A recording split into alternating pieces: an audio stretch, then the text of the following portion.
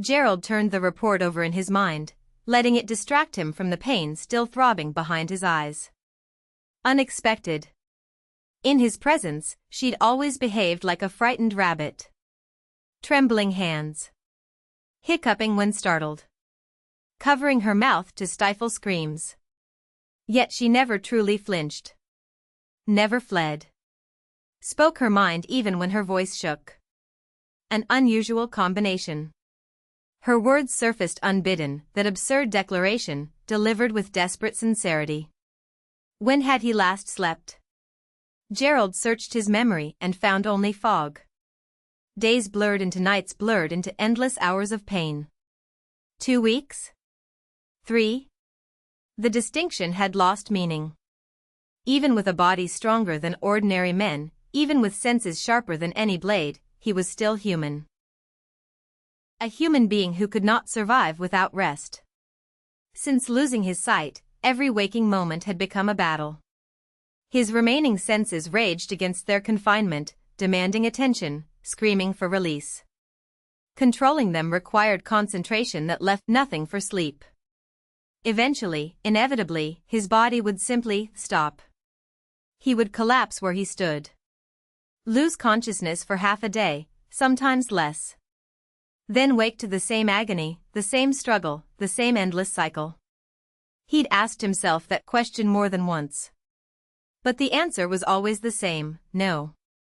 If he died without an heir, the ducal house would fall within months. The emperor's faction and the aristocratic opposition would tear it apart like wolves fighting over a carcass. Everything his family had built, everything they'd protected for generations, would crumble to dust. The thought brought a bitter twist to his lips. His hypersensitivity had made human contact unbearable long before the accident. A casual touch felt like a brand.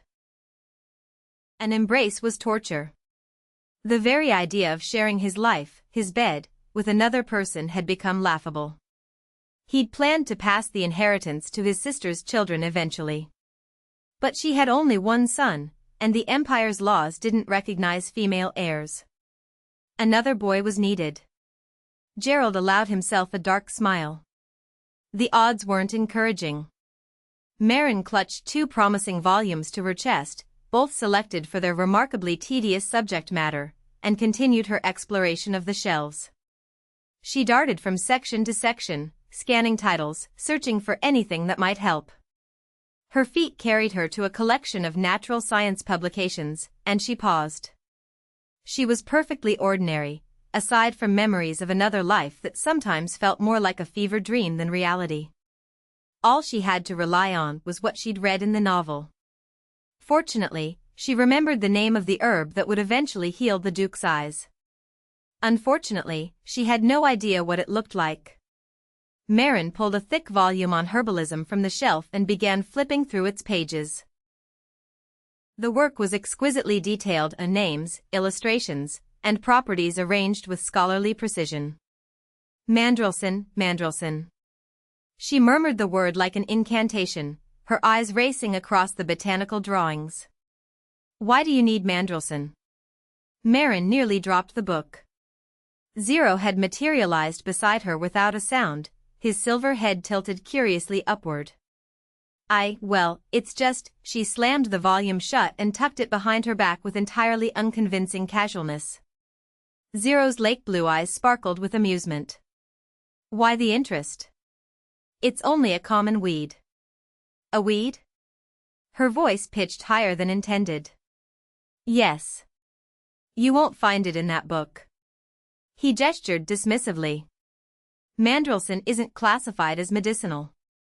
But you're the author of this text, aren't you, Mr. Zero? Alarmed, Marin glanced at the cover. The author field displayed simply, Zero, that's my signature. Zero puffed his small chest with pride. I wrote the definitive reference. That's extraordinary. I know. His dimples deepened. I'm actually quite brilliant. Marin caught herself and mentally slapped her own wrist. So Mandrelson isn't medicinal? Correct. It's an ordinary herb, grows everywhere like weeds. Marin struggled to keep her expression neutral as hope flickered in her chest. What does it look like? One moment. Zero stretched onto his tiptoes and pulled a substantial tome from an upper shelf. He wobbled slightly under its weight, but waved off Marin's attempt to help. Here. He laid the book open on a reading stand and pointed to an illustration. Marin stared. The plant depicted looked almost exactly like a dandelion from her previous life. Small yellow flower. Long stem. Leaves gathered at the base and spreading outward like a fan. A flower she'd seen 1,000 times. A flower she'd walked past without ever knowing its name. So this is Mandrelson? She couldn't keep the wonder from her voice. And it truly has no medicinal applications? The flowers have a pleasant scent, cool, like mint. Zero shrugged. Otherwise, nothing special. I see. Disappointment settled heavy in her stomach. Zero, apparently pleased with his impromptu lecture, returned the heavy volume to its shelf. Marin's gaze followed the book automatically, and caught the title. Her throat constricted. Poison? Oh, yes. Zero's childlike voice remained cheerful, oblivious to her distress. Mandrelson contains toxic compounds. That's why it's catalogued there. At best, ingestion causes severe stomach cramps. The words hit Marin like a physical blow. She swayed slightly. I see. No matter how small the dose, no matter how pure her intentions, slipping poison to the Duke of Vines would earn her a one-way trip to the executioner's block. Are you unwell? Zero peered up at her, worry creasing his small features. She'd gone pale as fresh snow. I'm fine. The lie tasted like ash. I should go. Come back again. He waved enthusiastically, both arms swinging. Of course. Marin managed a weak wave in return and turned toward the exit, her borrowed books clutched to her chest like armor. The corridor stretched before her, endless and mocking. Marin walked with heavy steps, her face drawn tight with frustration. She'd been so sure.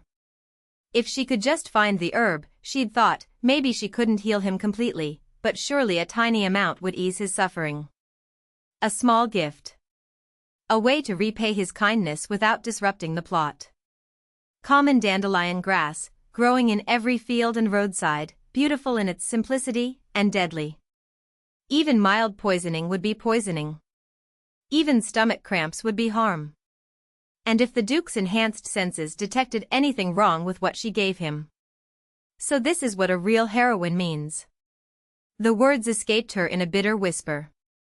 The protagonist in the novel somehow neutralized the toxins. Somehow transformed poison into medicine. Somehow saved the day with knowledge Marin didn't possess and couldn't replicate. She felt genuine sympathy for the Duke, watching him suffer, knowing he couldn't sleep, understanding the agony his heightened senses inflicted on him daily. But sympathy wasn't worth dying for. Just wait a little longer, Your Grace. Marin squeezed her eyes shut against the sting of frustrated tears. The real heroine will find you soon enough. His Grace won't be receiving reports today.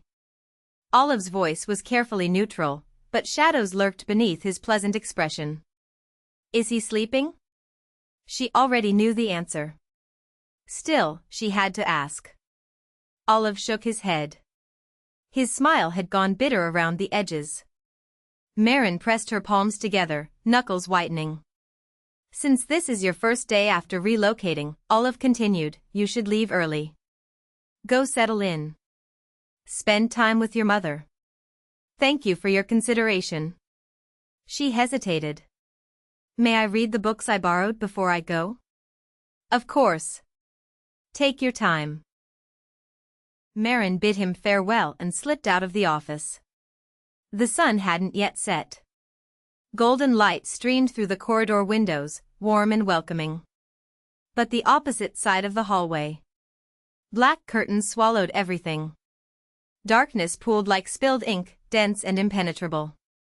Marin stopped at the precise border between light and shadow. It's like a warning, she whispered to herself. Turn back. Don't enter. But humans were contrary creatures. Warnings only made forbidden things more tempting. She took a single step into the darkness. The black corridor stretched ahead, long, bottomless, leading toward the Duke's private study. Toward the man who couldn't sleep. Toward the monster she'd promised to help. I'm sorry. The apology escaped before she could stop it. She hugged her books tighter, as if they could offer comfort. She was turning to retreat into the light when the office door swung open behind her.